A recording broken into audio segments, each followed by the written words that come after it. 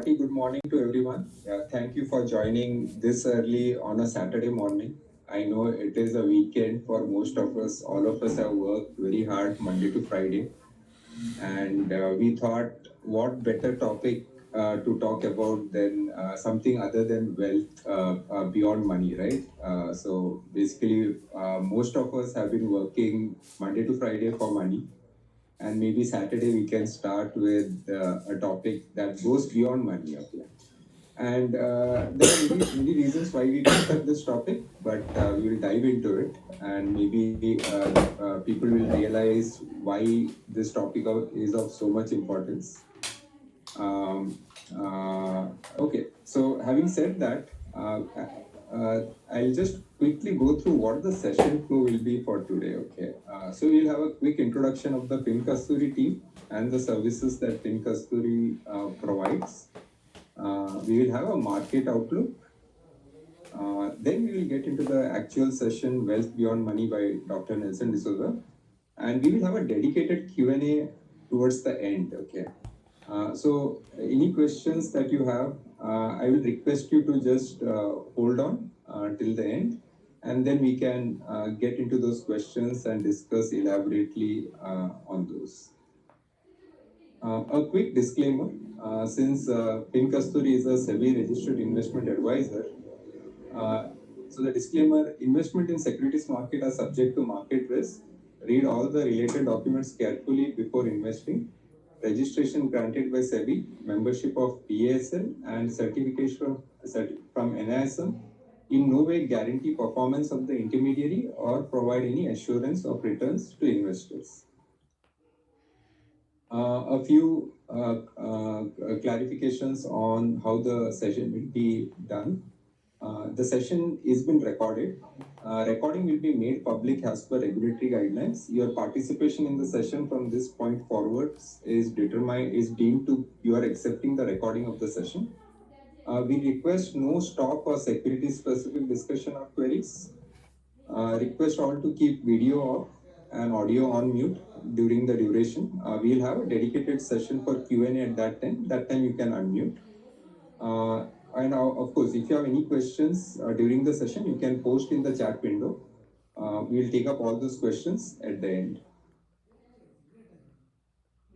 So I'll give a quick introduction to FinKasturi. Okay, so FinKasturi, we are a SEBI registered investment advisor since 2019. We offer investment advisory services to individuals and institutional clients. We work closely with investors to maximize yield within the defined investment objective, with a customized investment objective for the client. We have deep experience in the capital markets and capabilities to deal with the range of asset classes. Moving on to the team, okay. So we have Dr. Nirakar, who is the CFA. He is the Chief Investment Advisor of the company. He has 35 years of experience in the financial markets, 25 years with the SBI Group, and 10 years with the Generali Group across international locations, Paris and Frankfurt to be specific. So currently he founded FinKasturi in 2019, and he is the Chief Investment Advisor. He is also an independent director in Abacus AMC. Moving on to myself, this is Ashwin Dsouza. I am a postgraduate from NISM in Investment Advisory and Portfolio Management. I am the CEO of the company, and I have about 20 years of experience in information technology and in the financial markets. We have two team members, Aman Maurya, who is a chartered accountant. He takes care of the operations and client engagement. He has 5 years of experience in the financial markets. We also have a new team member, Neville Montero, who has joined us in the last few months. He is the VP for operations, and he has 7+ years of experience across accounts, audit, and related matters. So I'll quickly just walk through the services that we give. So we primarily have a stock portfolio called Kasturi Equity Opportunities portfolio, which is a list of 20 stocks that we recommend to our clients based on their risk appetite and suitability. This portfolio is created using qualitative and quantitative benchmarks, and it is managed by Dr. Nirakar. We also provide financial planning, which is end-to-end financial planning for individuals and corporates, depending on their goals. As part of the financial planning, we do create customized mutual fund baskets, portfolios, or ETFs, depending on the investment horizon and the goal of the client. Also, we give customized investment and retirement solutions for individual cases. With that, I will hand it over to Dr. Nirakar to continue with the market outlook, which includes the GDP for the world and India. Over to you, Dr. Nirakar. Hi, Ashwin. Very good morning. You can hear my voice? Yes. Yes, clearly. Yeah, you can go ahead. Okay, what a wonderful morning. Most respected, our chief guest, Dr. Nelson, uh, my colleagues, Ashwin, Nivel, Aman, and also Bishwarup, invited guest. We are really honored to have you this morning, and we have a special speaker. I know we are all eager to hear him, but before that, I just want to catch up for what is happening all around. A couple of minutes I will take to give a brief insight into world economy and Indian economy. This is the, as you can see the graph, if you look at the top left corner, it says that last year 2024, world economy grew by 3.3%. This year, 2025, it will grow around, let us say, 3.2. And coming year, 2026, forecast is 3.1. But, friends, I want you to please look at these figures very, very carefully. This is a report published by IMF, International Monetary Fund. Quarterly they publish, they call it World Economic Outlook. This is the latest update. Before COVID, COVID happened 2020. Before COVID, world economy was growing on an average 3.5. Even after 5 years of COVID, last year is 3.3, less than pre-COVID growth era, and this year it will be still less. Next year it will be still less. So, in nutshell, world economy is a bad shape. They are going through what we call economic downturn. Next slide. Next slide. While the whole world is suffering from downturn, I am very happy to inform you, maybe you are already aware, that India is an exception. You know what happened last year? 2025 whole year is one of the most turbulent year. Geopolitical tension, US tariff, war in the east, war in the west, lot of noise, lot of economic problems. Despite that, India grew 7% last 4 years. If you look at the chart, 7% in 2023, 8.2% 2024, 6.4 last year, and this year forecast is 7.3. On an average, 7% is growing at 7%. Compared to pre-COVID growth rate of 6.5 or below, is around 6.25 to 6.5. So what it means, friends, India is growing about 0.5% higher than pre-COVID growth rate. Next slide. Next slide. What it means for you and me, our retail investor, institutional investor, common citizens. This shows economic resilience of India. Very good news. Last week we got GDP of this year, 2025-26, 2 quarters, is average 8%. Is still better than previous year. While the whole world economy is going down and down, Indian economy is year after year doing slightly better and better. But despite that, if you are looking at the investment return, if you have invested in mutual fund or particular stocks, maybe you have been disappointed, right? Last 1 year return is almost zero. Could be -1% or +2%, right? Why so? Primarily because FI is the last 1 year, month after month they have been selling. they have sold more than 1,20,000 crores worth of bonds. Earlier it was around 22% their FI ownership in Indian stock market. Now it has come down to around 15-16%. So because of that, our stock price is not going up. But good news is that because of our domestic investor, thanks to our SIP and people like you and me, it has not gone down. Now, whether it's a good time to invest in the Indian stock market, I will not say that it's not good. Is a compelling compelling proposition. Why? Because you see, just now we discussed our GDP is robust, 7 to 8%. Interest rate, RBI has recently reduced interest about 125%, 125 basis point, that is 1.25%. Tax reforms, income tax exemption limit increased to 12,000. Oh, what is that? Uh, 12 lakhs. Earlier limit was 5 lakhs. And now recently we have a GST rationalization. All these incentive taken together, analysts report that 4 lakh crores worth of funds will come to the hands of retail people like you and me.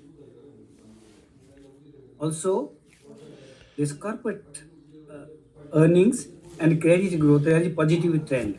The banks giving credit or NBFC giving credit, the credit has grown about 13-14% already this year. So 12 to 15% credit growth, better corporate earnings, better GDP, all these indicate to better stock market return.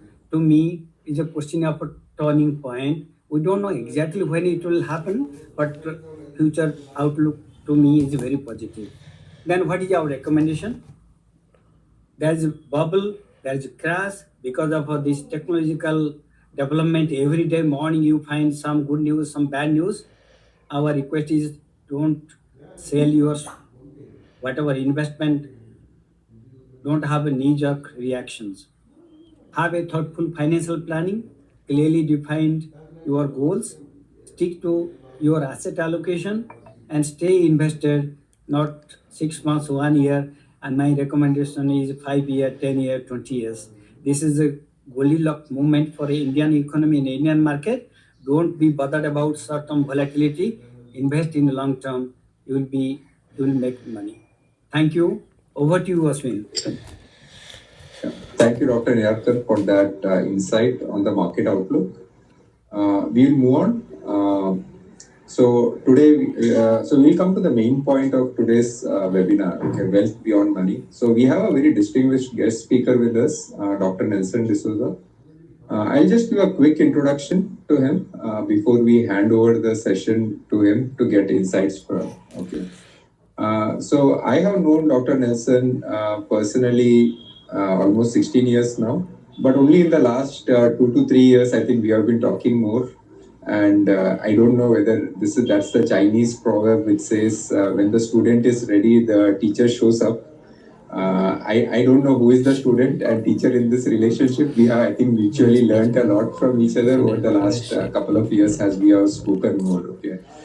And at FinKasturi, primarily we deal with money. How do you plan your lives across the financial aspect? How do you generate wealth at a consistent, sustainable manner? Okay. But my discussions with Dr. Nelson basically kind of also gave an insight into the other aspects of wealth, okay, which is what we will touch upon today. Dr. Nelson is a PhD. He is a doctorate in social science from Tata Institute of Social Studies in Mumbai. He has an extensive 25 years of experience of corporate experience across geographies. He has worked in Middle East, India, Australia. He is the former VP, Vice President for Leadership Development at Emirates NBD Bank, UAE. He also was part of the Aditya Birla Group earlier, prior to UAE, as in Mumbai. He during that time when he was working, he was also an adjunct faculty for over 20 years. Currently, Dr. Ansel is based in Sydney, Australia. He is the adjunct professor at a few schools, SP Jain Global School of Management, the Sydney campus, also at the Western Sydney University and Central Queensland University. So he is very passionate about leadership development, financial literacy, and community upliftment. Okay, and these are the three topics where we have a lot of overlap. So we do have our early morning walks during when we are spoken extensively on these. Okay, and wealth beyond money, the topic originated from some of these discussions. Okay, so having said that, I will hand it over to Dr. Nelson to take over the presentation and give us his insights. Over to you, Dr. Nelson. Thank you very much, Ashwin and Fin Kasturi Nivesh team for this particular opportunity. Thank you for the introduction, Ashwin. Yes, we had long walks and we discussed many things. And this is the brainchild. This session is the brainchild of our walks together. Thank you for that opportunity to bring this brainchild into fruition. Yeah. Always it has. When I'm working in three geographies, always it has bothered me about money. In the sense, not money as a thing, but money is required. But really, what does it mean? The next sentence, Ashwin, you can put, what does it mean to be truly wealthy? So, this is not just a one, maybe probably for the past 4 or 5 years, I've been thinking, what does it mean? I've seen so many people around me, interacted with many people who have good amount of money, who don't have money, who have enough money, who have more than enough money. But always a question came to my mind, what does it mean to be truly wealthy? So I did research, a lot of research. I did some practice on certain things, certain aspects of it. What I mean is wealthy, and that's how the dimensions or the holistic approach to being wealthy was born. So, next one. While money is the core, or money is important, as Dr. Nirakar was speaking about in investing long term, 5 years, 10 years, 20 years, India is a great place to invest. I couldn't agree more with that particular thing.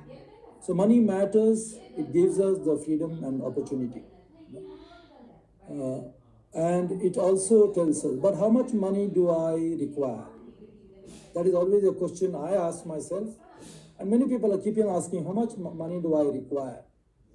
And I think no one has an exact, it is from person to person, how much you require according to your needs, how much you want, your lifestyle, the way you want to live. And always a question came to my mind. Many people say, okay, I'm going to quit my job, I'm not happy with the job. The question always comes to how long am I able to survive if I lose my job or I quit my job? And that is also very critical from that point of view too. So money matters. Moving on to the next question, what does it mean for me to be financially independent or free, so that I can make decisions according to what I want to, rather than working for someone. I can be my own boss. Saying goodbye to the corporate. Maybe I would not say thing, but sometimes you are not happy with what you are doing there. So how happily you can walk free, and that depends on the money. How much money do you have? And how secure am I financially? How secure I feel financially in day-to-day living, in taking major decisions, major calls come, maybe sickness, maybe house, maybe car, maybe whatever it is. How secure do I feel? Maybe children's education, your own education. So how does secure you feel in financial? So this whole session will be a session of introspection. Now, I would say all those attendees who thank you for attending. I would ask you to go on a introspection mode and give a figure on a scale of 10, 1 to 10. How secure are you today financially? 10 being highly secure, 1 being 0 being highly insecure. So give a number and keep a note on a pad or maybe something somewhere.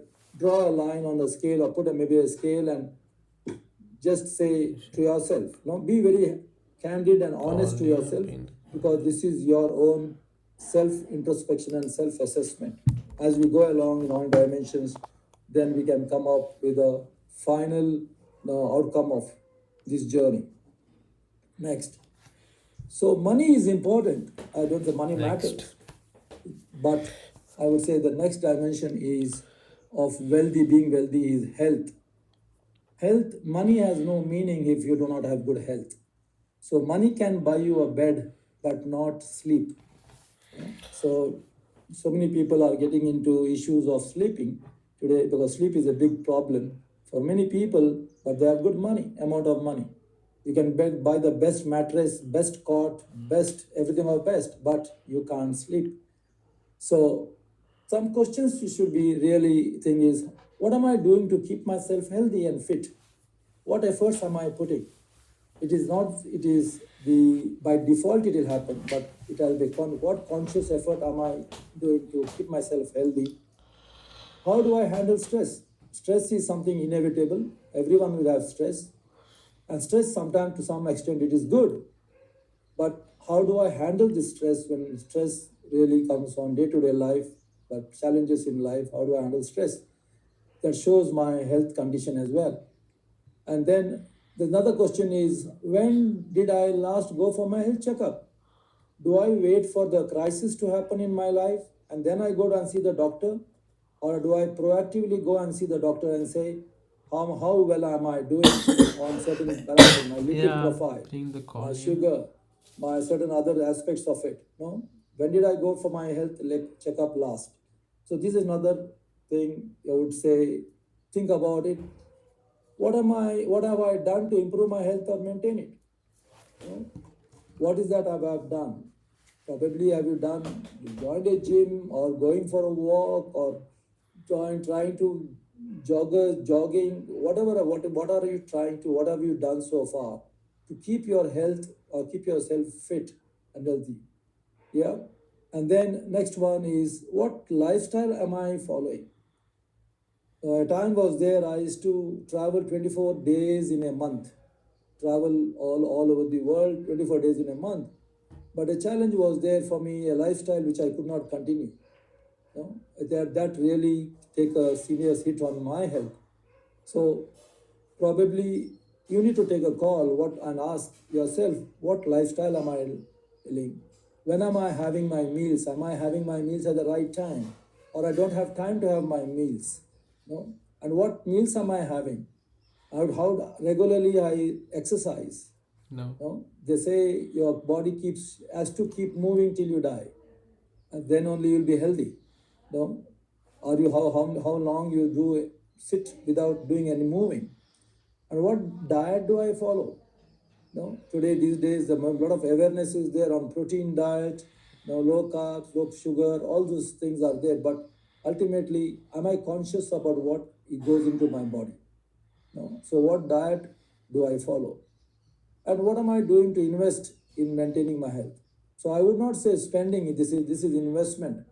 Going to the doctor before a crisis hits you or saying is an investment. Checking yourself. So you might think things as spending money, oh, why should I go? But it's an investment. I say being proactively, you're trying to be cautious and safeguard yourself.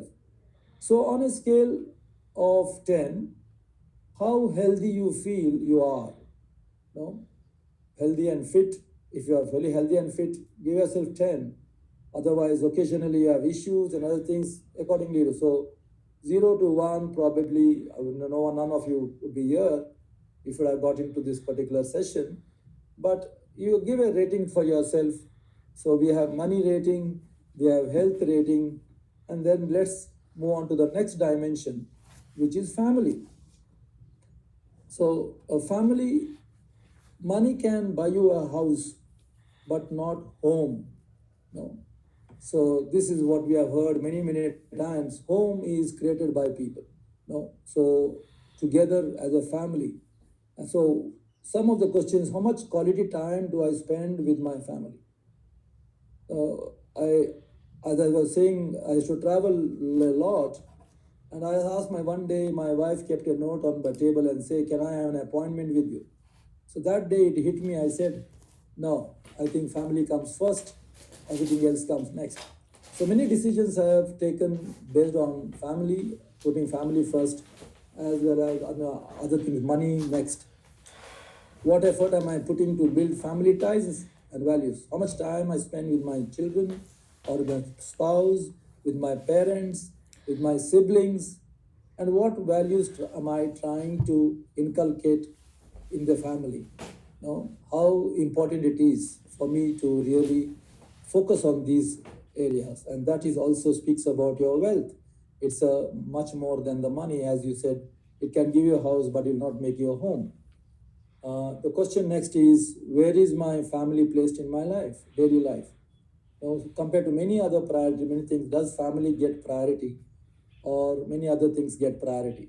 So this is, so on a scale of 10, you are highly family oriented, then it's 10, you give yourself, or if you are sending anywhere in between 1 to 10, give yourself a rating accordingly.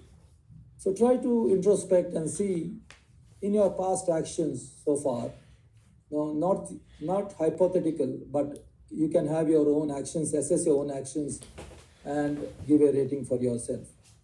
So moving on from family is relationships. Relationships, money can buy you followers, but not genuine friends.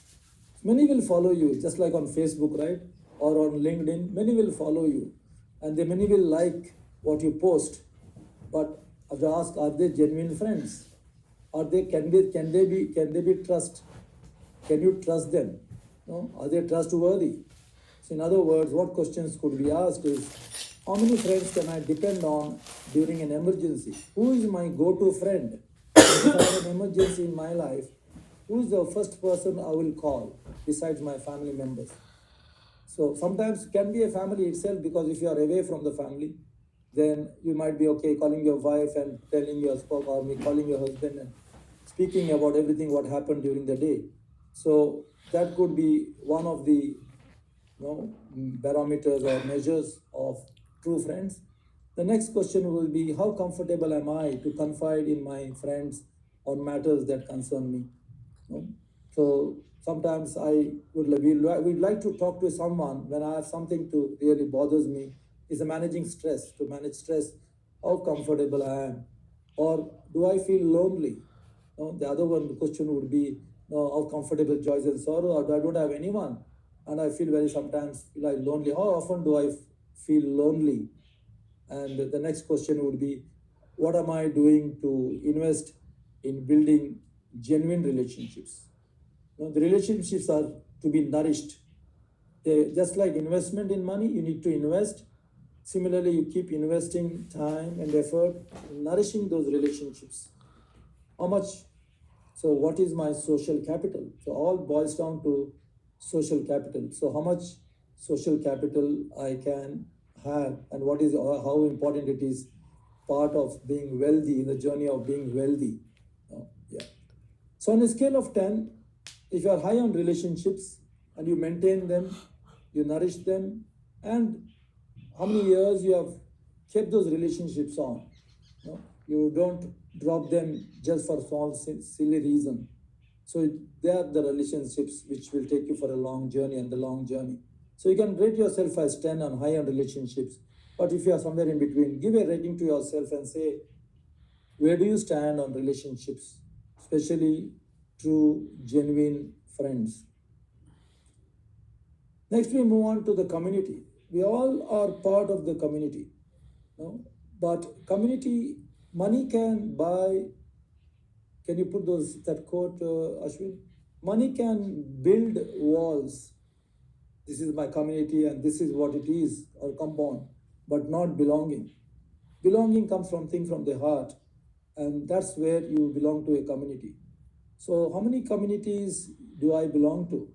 Communities could be of your classmates, communities could be from your church, communities could be of your own, in your own colony, locality, whatever it is. The community could be from different angles. So how am I giving back?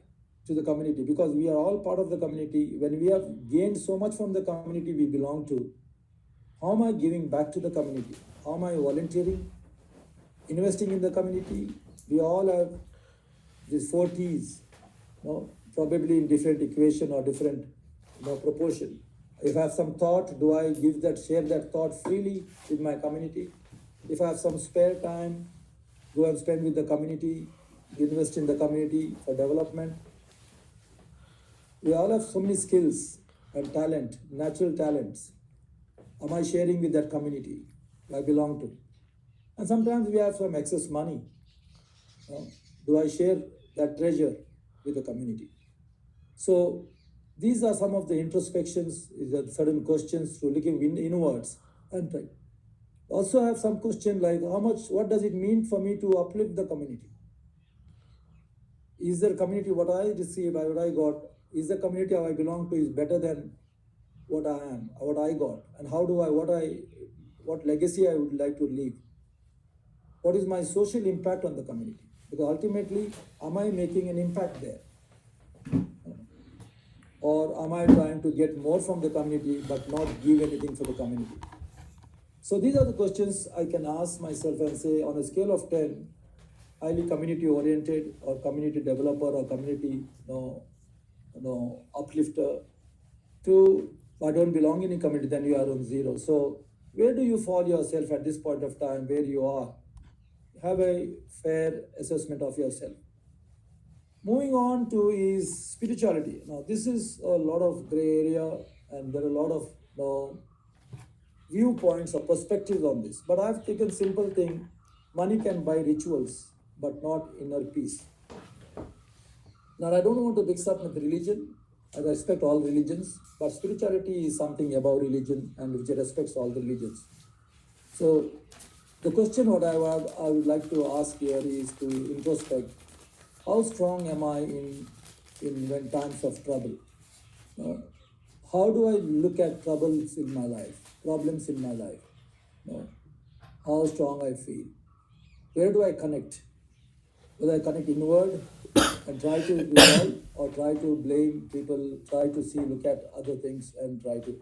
How often do I reflect and introspect on my thoughts, words and actions?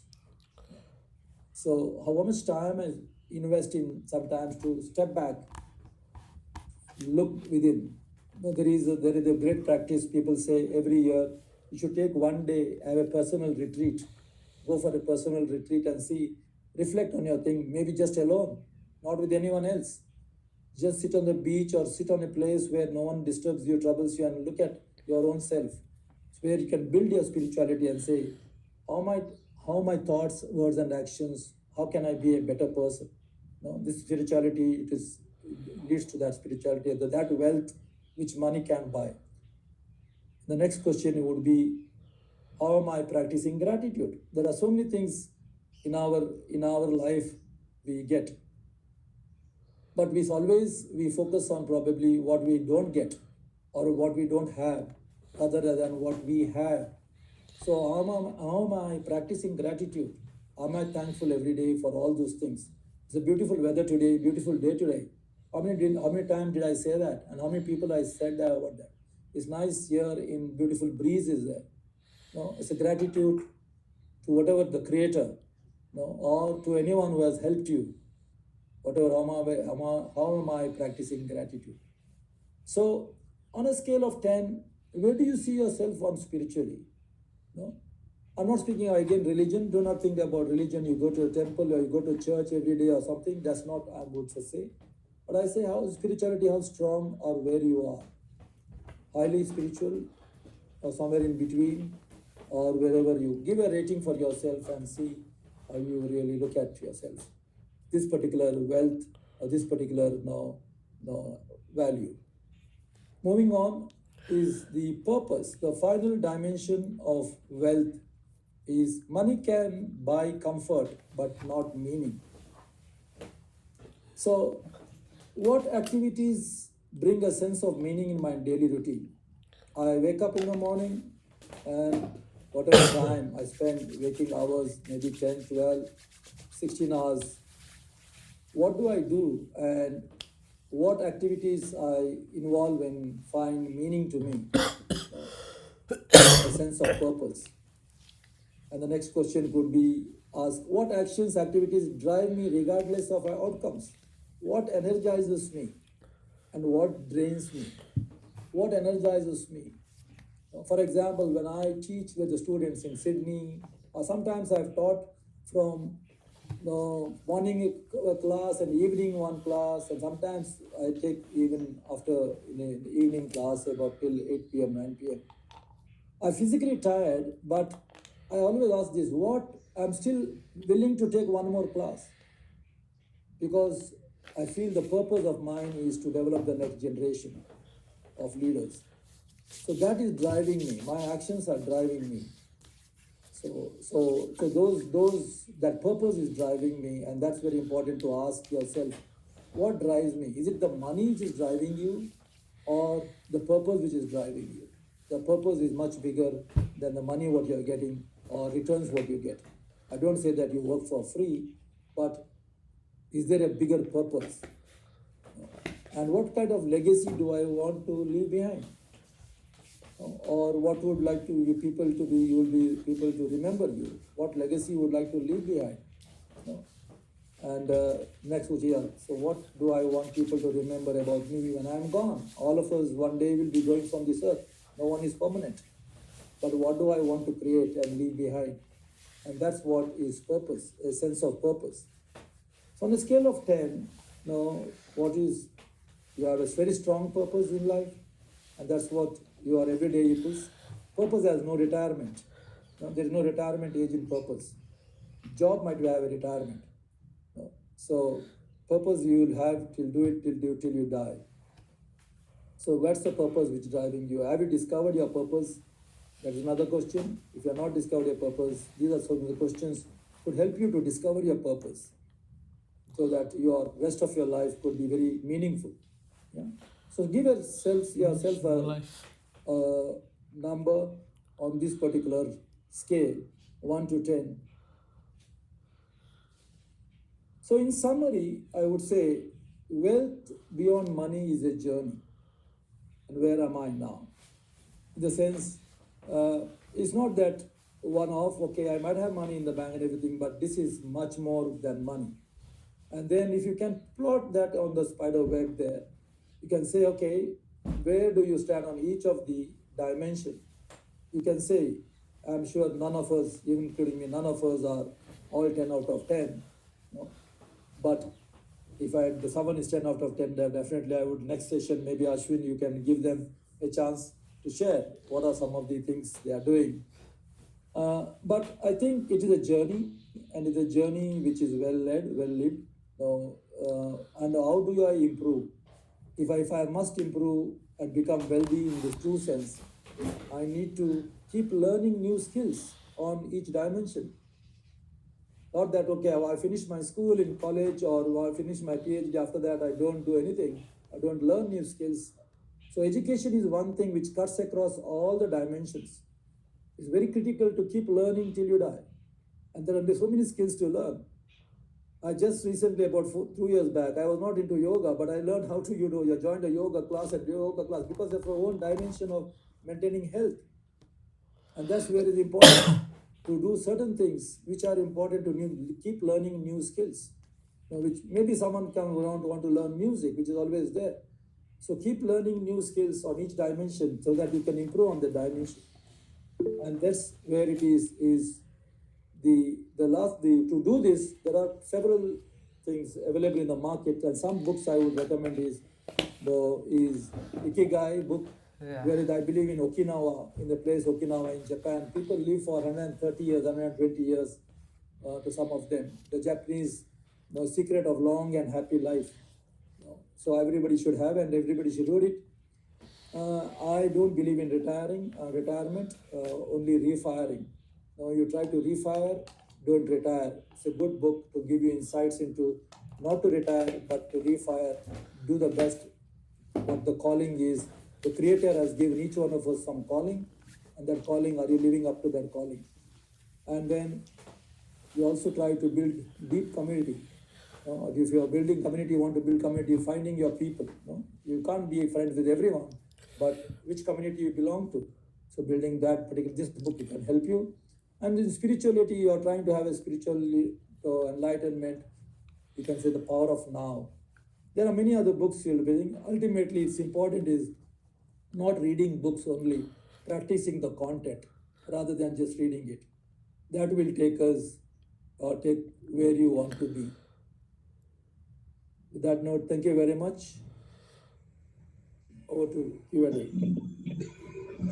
So, Dr. Nelson, I'll ask a quick question. Okay, maybe I'll just come back to this slide. So I Thank you know for we this asked slide, people Dr. to rate Very, themselves on I these think 7 different inspiring. Thanks a dimensions lot, of Dr. wealth, and people would have rated them in the way that you described, right? But if someone means, and I think this is applicable for most of us. I think we may not be very good in some of these dimensions. Out of all these dimensions, which do you think is like something that, and suppose, let's say, if a person has multiple things to look at, multiple things to improve on, what do you think, which that particular dimension which they should focus more on so that it leads to maybe overall development, right? Is spirituality more higher than purpose, or purpose higher than health? Or any thoughts on that? Okay, because I think this question people will have. Okay, if I have that conflict where I'm not good at 3 or 4 of these dimensions, what do I focus on priority, on higher priority? Any thoughts on that? Yeah, good question, Ashwin. I think when you were asking that question, my thoughts went. I was doing my PhD and I did for my PhD regression analysis. Okay, so these are the variables. If I put it, which particular variable can give maximum impact on wealth? So, if I would say I've not done any regression analysis on this, but what can I would say? If you are able to discover your purpose in life early in life, that can help you a lot because to your purpose forces you to look at all other things meaningfully. Okay, so it drives. I don't say that it will cover everything, but purpose is the one can give you satisfaction, good health, long life. Yeah, also, it will also look at money part, because you need money to really drive your purpose, right? So you need to have the money as well. So it will look at community because purpose is there.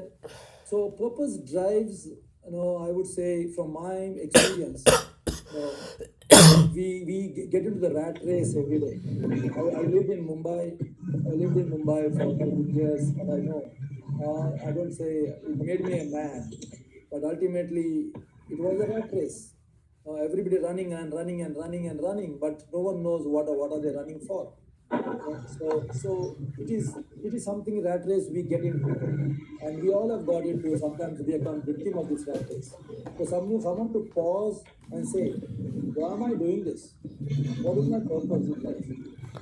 So that will definitely keep on asking this question. Would definitely give you more insight rather than only others you focus on.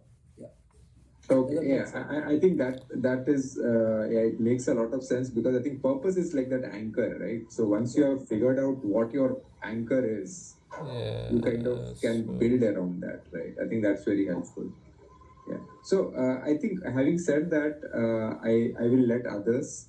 So if anyone has any questions, I will request you to unmute yourself and you can go ahead and ask those questions. Okay. Neville, Dr. Nirakar, or any of the other participants. Hi, hello. I'm Purushottam Jaina. Good morning to all of you. And Hello, Mr. thanks to Dr. Purushottam, we can Nelson. I hear have you. one question. Actually, this is actually a question what it is coming to my mind. Even it may be coming those who are leaders are leading say any organizations. So it may be a question for any situations. And sometimes we are working in an organization in the when we move in the organization to the top, we feel sometimes the loneliness, and sometimes the board or sometimes the members management wants that we want the more profitable.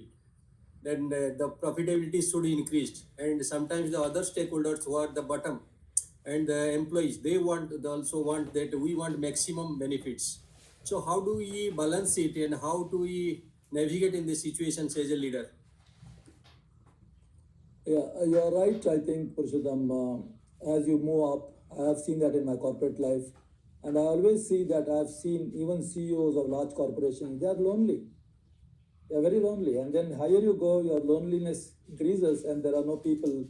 And there are always bifurcations. You can say those staff members always look for, and you want to get work done from them. And they want to get more money, less work. There are a lot of things happening. But I would say this is a journey outside the corporate life. Yes, you have, everybody has to do something at a particular point of time, which might be against your values sometimes. And I have done that. So it is a particular point of time you say how to what extent you can compromise. How much pressure is there on you compromising on your values system. And that's where, so some people compromise because they want to get more money, right? So if you need to keep on asking this question, I don't have an answer, okay, what is that particular thing? As a leader, will you be remembered once you are not there in the organization? Will there be followers for you once you finish your organizational power? No? We all have organizational power and personal power. Are you leading by personal power with personal power, or are you leading with organizational power? If you're leading with organizational power, the people will say when this person is going to resign. The moment you resign, they don't want to see your face. They don't even bother to say hello to you, even if you see in a shopping mall. They'll say, oh, he was my boss, I don't want to see him. But if you're leading with personal power, you as a personality, you as a leader through leader, people, even if you resign, they will still come and meet you. So you look for yourself in your own life, how many bosses you had, how many bosses you still would go and have a cup of tea with them, and how many bosses you would not like to go and have a cup of tea with them. So these are little introspections, if you can, will give you an answer where you want to be. I hope I have answered your question. Thank you, sir. Yes, sir. It is actually beautifully you have answered it, and I have got the answer. Thank you, sir, for guidance. Sir, Yes, sir, sir. Nelson, sir, Nelson, sir, Yes. Nelson, sir, thank you very much for your insightful, excellent speech. Thanks to my mentor, Dr. Nirakar Pradhan, sir, for succeeding in getting you to address our group. And it's a very insightful talk. In fact, I would say it has got financial philosophy which one has to imbibe. What I like the most, sir, before I ask the question, I'll have to highlight. There are some points which we picked up from your speech, which are very valuable, which explain directly, indirectly, that we have to be cautious, able in having our financial planning, which is very key. That will give us peace of mind, and the true sense of financial planning will give us the maturity not to crave more, not to have greed, not to have avarice, and have a peaceful, healthy life. In fact, for sure, you must be in your 60 plus or whatever, and you are still looking so healthy, happy. There is excellent glow in your face, and your smile is truly inspiring. All is because what you try to preach us now, what you preach us now, is being practiced by you. That is what we could definitely make out. My question now, sir. While we adopt, along with other objectives than the sole objective, what role should organizations play to ensure that this culture will prevail and there will not be a false competition among the employees trying to surpass each other in making some additional money or craving to take more pressure, etc. Because we work in organization along with other employees, although we are directors, CEOs, we also have other CXO staff, and our employees also will be influenced.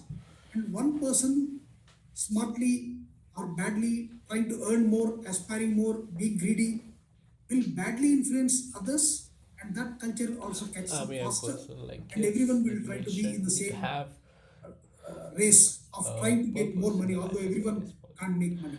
So, what Definitely, should you gotta have a organizations do vision, in a careful, subtle manner purpose. that employees You will got not this.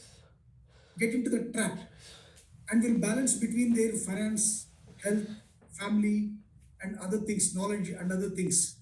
Therefore, everyone, broadly and slowly, gradually, everyone will be happy, financially good, health wise good, knowledge wise good, and will wear a true smile like that of yours. Okay, Dr. Kishore, thank you very much for the question.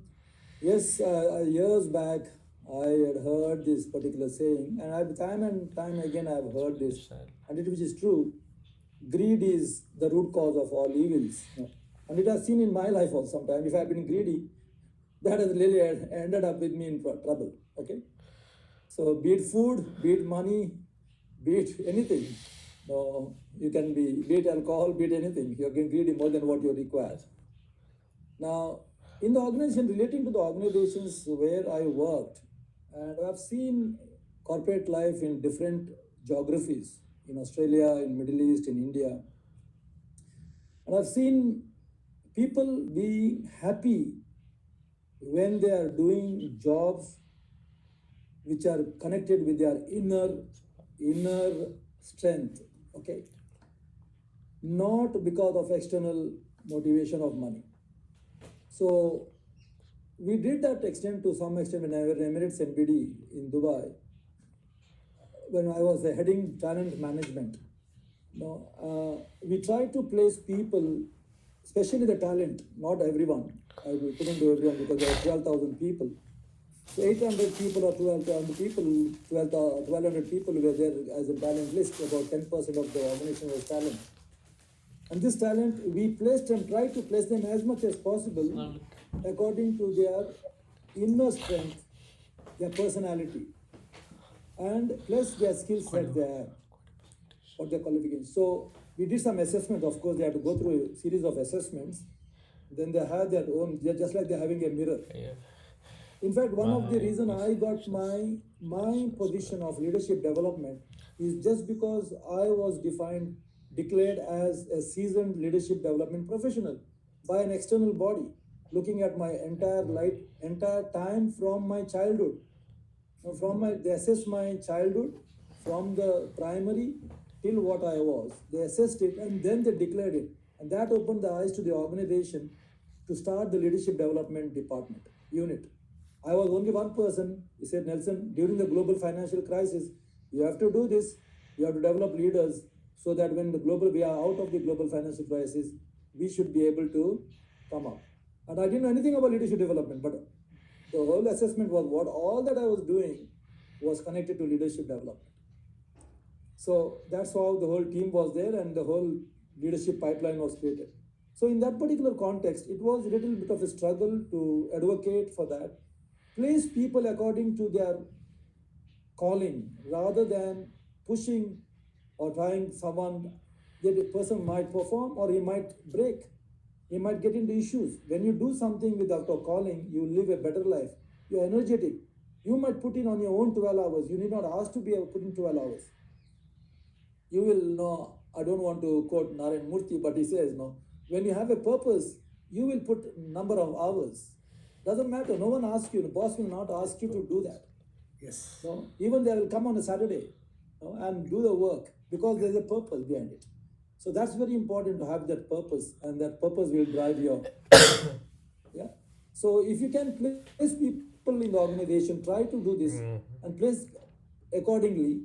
No, and maybe at least know your people first. Who are your people?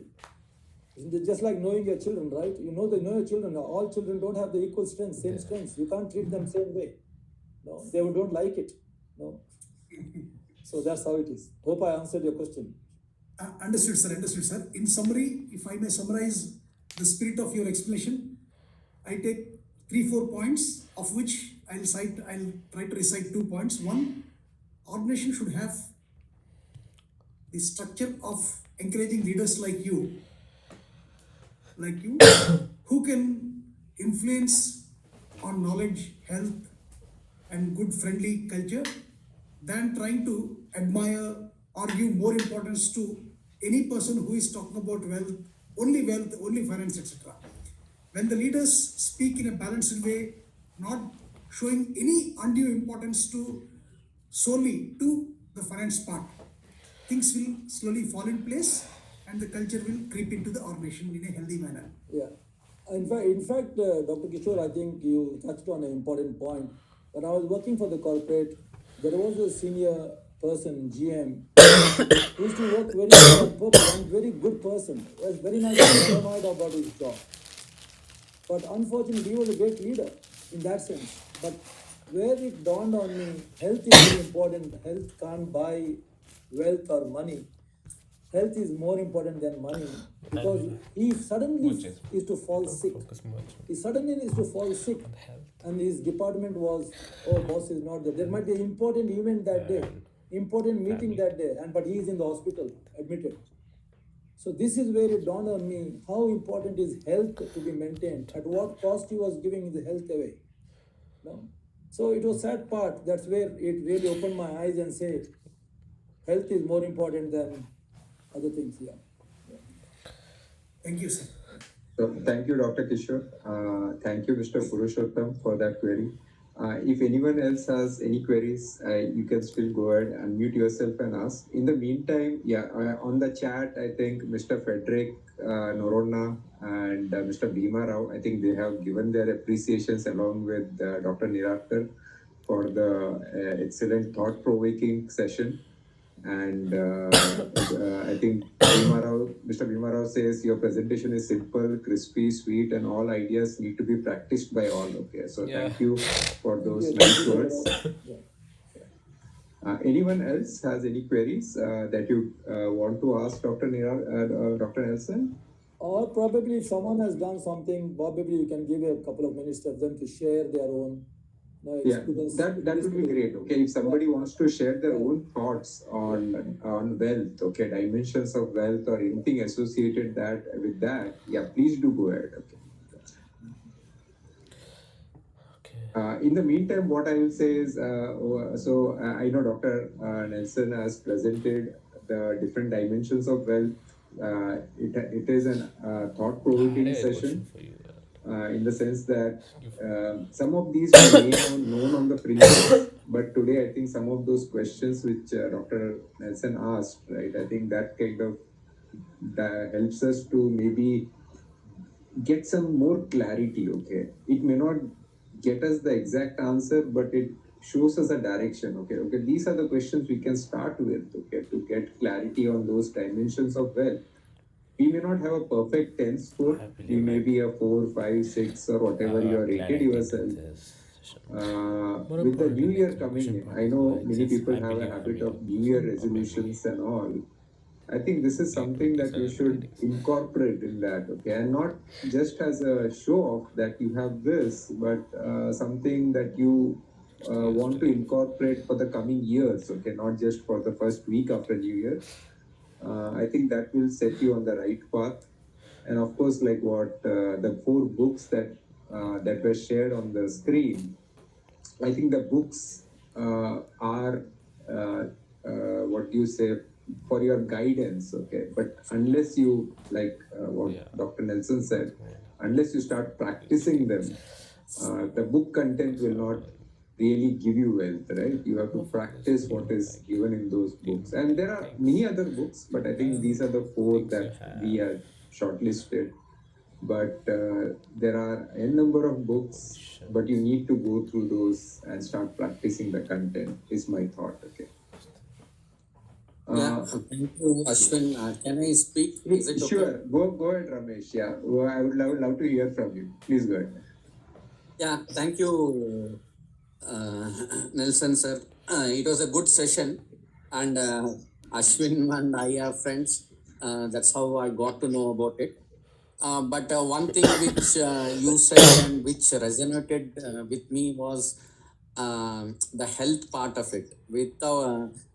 even if you have money and no health, then it becomes useless, or it is a difficult life for all of us.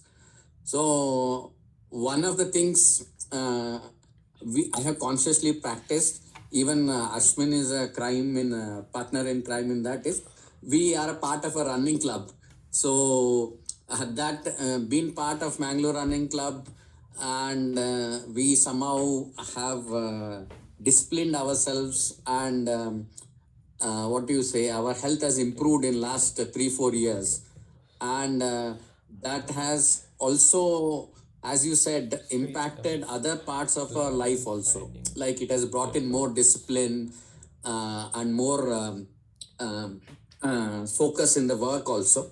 So I just wanted to share my experience on that thought, and it is a very important thought, I think. So I just thought I'll share my experience on that. Thank you. That's good. That's good. I think joining a club, joining a community which you're practicing gives you a lot of support. And I am a one person. Even if I walk in Sydney every morning, and I see that there are two people with me to walk with. So it gives you to share, to joy, and always, and there are always people to who are like-minded, like I was saying, Ashwin, or maybe someone else was similar things. So like-minded people, having a like-minded people is a great way to really, I would say, from my life experience, to practice wealth, developing wealth creation. Hey, thank you, Ramesh, for your thoughts. Okay, we will continue to take questions, but I want to take the opportunity to thank Dr. Nelson for sharing his years of experience. Okay, so usually we try to get easy tips. I think this is the easiest tip we can get. The last 35 I got minutes, a 40 question. minutes, what he shared, right? I think that's an easy way to improve our lives Yeah. multifold. So thank you, Dr. Nelson, for joining us Not today in enhancing sure. something that we do for our investors, for our Makes sense or clients, not? for people who engage with us.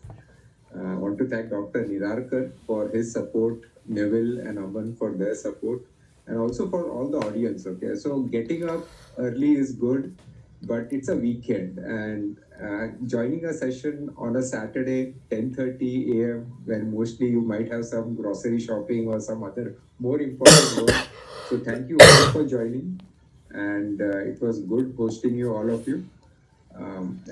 Before I close off, if anybody wants to give a parting thought or just have any question, I think we can still take those.